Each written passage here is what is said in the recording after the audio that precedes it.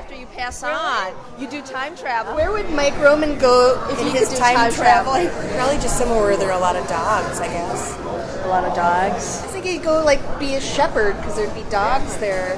Yeah, I was just about to say like medieval times. Medieval I time. could see him kind of rummaging around. Yeah, maybe it's true. He might be doing that right now.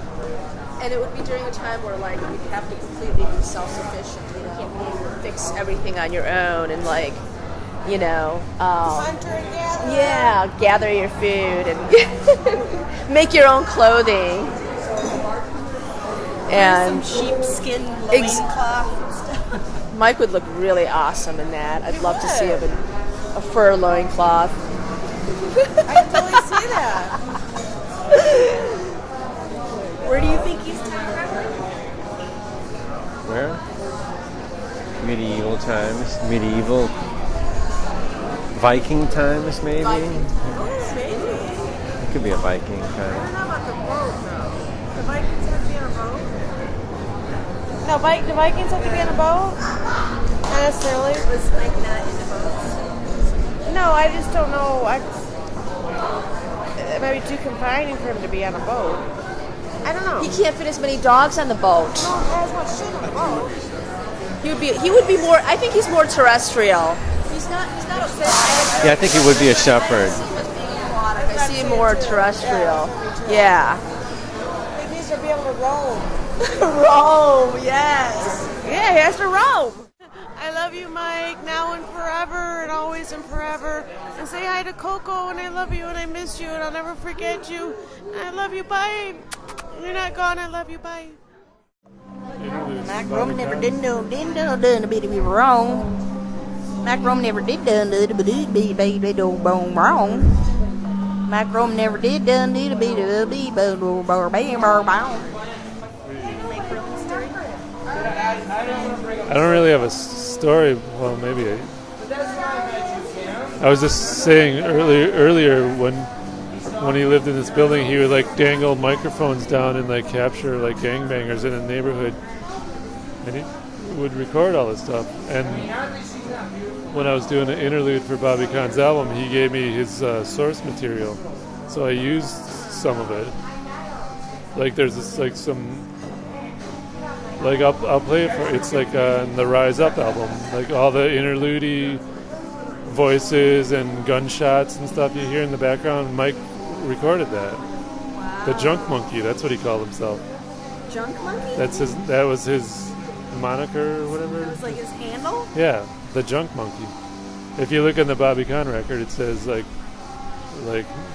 sound pieces by Leduce and recordings by the Junk Monkey, and that's Mike. Some Junk Monkey. The Junk Monkey, that's right. Wow. Junk Monkey. That's a good one. Did he Junk name Monkey. himself?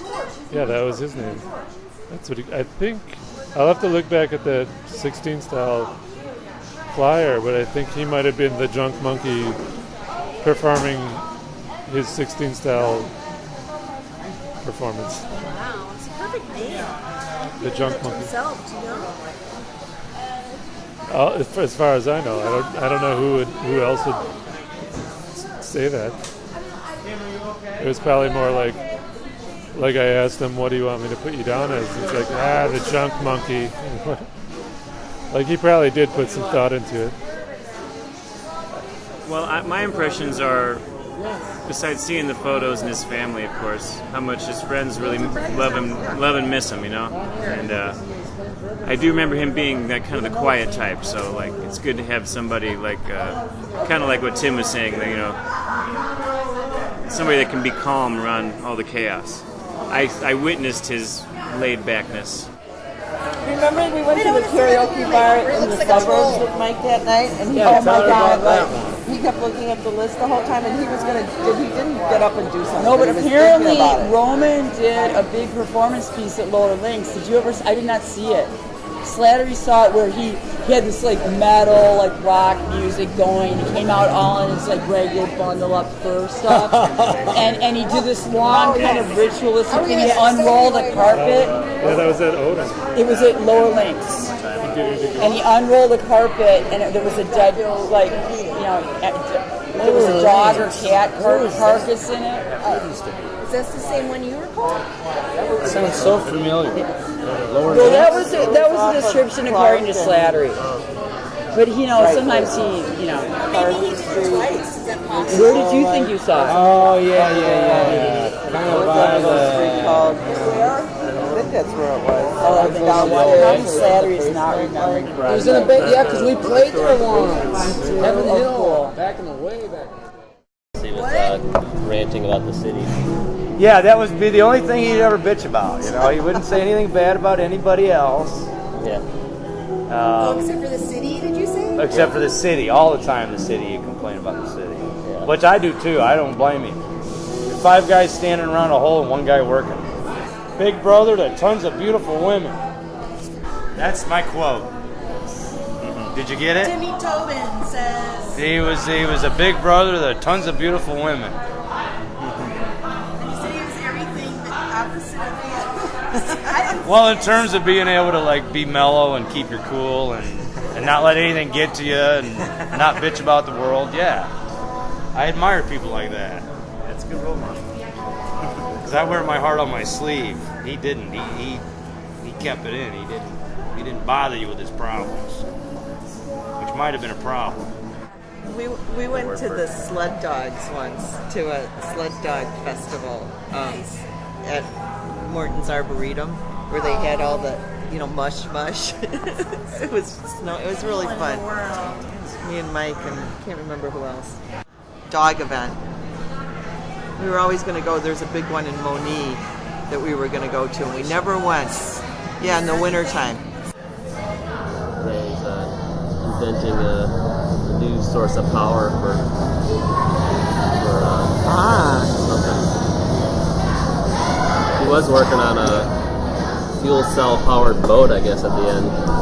Like the last few months, he was wanted to build this fuel cell, which it produces hydrogen, and then it actually to power this boat that he bought on Craigslist or something like that.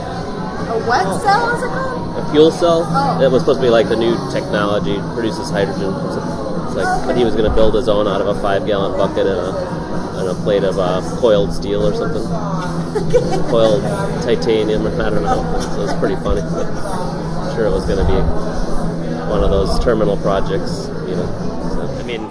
So, there was the time where he had he had that Suburban. He really liked the way it handled, so he let the scrappers take everything but the front end of the car, the chassis and the front end. So it's they had the whole front end of this Suburban without the motor in it, and it was sitting in Peg's yard, and Peg's trying to clean out her yard. So he's like, okay,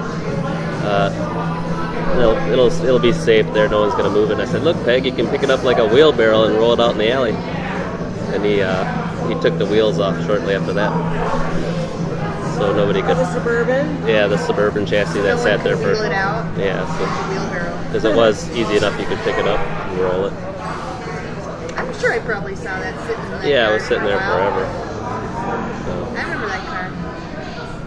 Is it like a dark blue color? Yeah, it was a blue. But I mean, by then it was there was nothing left. It was just the chassis of it. But he was gonna take that front end and put it in another Suburban because it handled good. Didn't quite happen. Maybe that's what he's doing now. Maybe he's finally. He's finishing all of his projects. And with the aid of time travel, I guess.